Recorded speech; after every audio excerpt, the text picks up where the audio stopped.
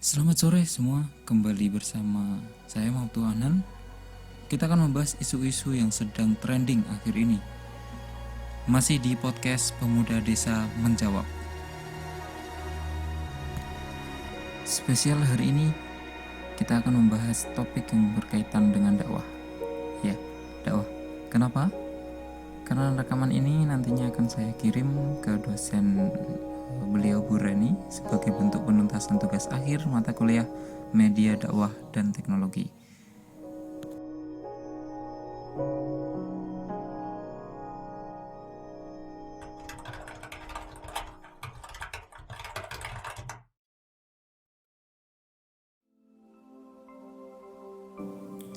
Sampailah kita pada suatu keadaan sejarah di mana orang benar bermusuhan dengan orang benar. Orang mempertahankan kebenarannya berbenturan dengan orang yang juga mempertahankan kebenarannya. Orang ini bisa kelompok, bisa parpol, bisa apapun. Pertentangan antara orang yang sama-sama yakin dengan kebenarannya. Ini kan harus kita cari tahu. Kok bisa kebenaran mempertengkarkan manusia? Saya melihat semua yang terjadi di Indonesia akhirnya menemukan asumsi. Mungkin bisa salah. Tapi kebenaran itu tidak untuk dibawa keluar dari diri kita. Tetapi begitu kita keluar dari diri kita, yang kita bawa bukan kebenaran. Yang kita bawa adalah kebaikan, keindahan, dan kemuliaan. Upaya-upaya untuk bisa nyaman satu sama lain. Kita dengan orang lain, dengan semua orang sekitar kita. Kebijaksanaan, kearifan, bukan kebenaran yang kita bawa keluar. Jika kebenaran yang kita bawa, kita tidak akan bisa selesai dengan seluruh pertengkaran, permusuhan, kebencian, dendam, dan seterusnya. Kalau kita saling menyambungkan kebenaran kita masing-masing.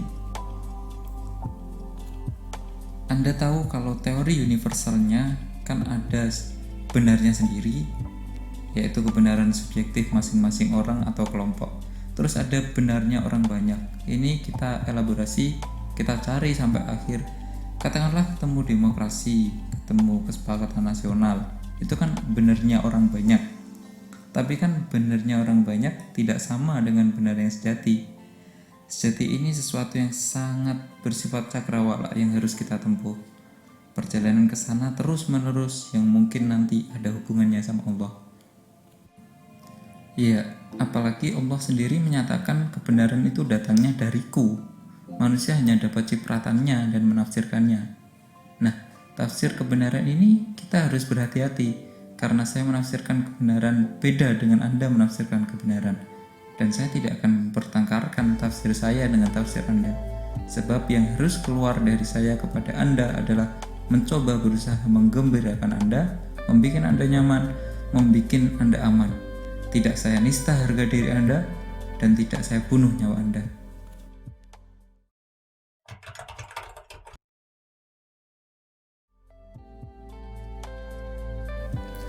Kayaknya sih kita harus berhenti mencari, apalagi kemudian menuding, membenci, dan ingin memusnahkan siapa yang salah. Karena bagi yang kita tuduh siapa yang salah, itu bagi mereka kita yang salah. Jadi kalau boleh sekarang ini kita mulai belajar mencari apa yang salah, bukan siapa yang salah. Jadi yang salah bisa pada saya, bisa pada Anda. Yang benar juga bisa pada saya, bisa juga pada Anda. Jadi kita mencari apanya, bukan siapanya. Kita mempersoalkan nilai, bukan mempermasalahkan manusia. Kalau sebagai manusia, sebagai sesama bangsa, kita wajib menerima semuanya. Kalau kita mempertengkarkan siapa yang salah, siapa yang benar, itu nanti akhirnya yang terjadi bukan pembuktian mengenai kebenaran. Yang terjadi adalah kalah menang secara kekuatan. Dan kalah menang secara kekuatan itu sebenarnya adalah tataran yang paling rendah dari manusia. Karena manusia itu, dia diciptakan menjadi manusia, kayaknya bukan untuk menyalahkan dan mengalahkan orang lain. Ya, kecuali sepak bola, tinju, atau yang lain. Yang seharusnya kita berlomba untuk saling mengamankan orang lain, saling menyamankan orang lain. Kita berlomba untuk saling menyumbang kebaikan, kearifan, kebijaksanaan supaya output dari kita bisa menjadi keseimbangan untuk bersama.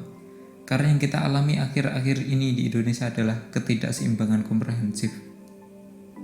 Cara berpikir kita tidak seimbang, cinta kita juga tidak seimbang, hubungan antara hati dan pikiran tidak seimbang, hubungan antara individu dan masyarakat tidak seimbang, antara kelompok masyarakat dengan kelompok lain juga terdapat ketidakseimbangan, apalagi antara rakyat dengan pemerintah juga penuh ketidakseimbangan. Jadi, daripada saya memamerkan dan menyombongkan kebenaran saya dan Anda pun sebaliknya, sebaiknya kita mencari bersama kemungkinan untuk menciptakan keseimbangan nasional atau keseimbangan bersama. Sebab dengan itu, nantinya kita akan mampu menciptakan kehidupan yang harmonis yang dapat kita rasakan bersama anak-anak kita, bersama keluarga kita, dan yang lain.